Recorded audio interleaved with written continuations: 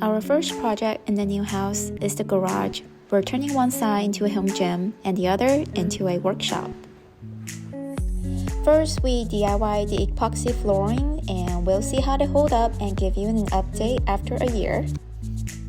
Next step was using this Behr Marquee paint from Home Depot in the color Conifer green with a satin finish. We used almost a gallon to paint this entire wall.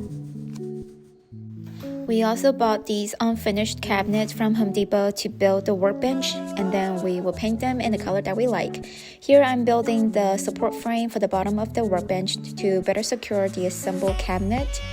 If you are a total beginner, you can skip building the workbench and consider buying one instead from Costco or Sam's Club for around $500 to $600. After adding the cost of primer and paint, our workbench material costs were close to about $400.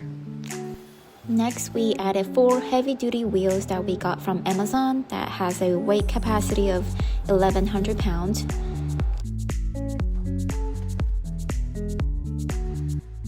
We applied the liquid nail and attached this IKEA countertop that we already had because we wanted to put it into use, which is why we chose to DIY the workbench.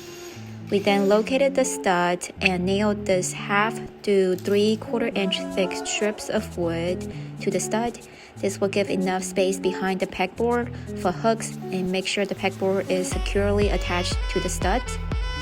We got this 4x8 pegboard from Home Depot and they were able to cut it to the size that we needed.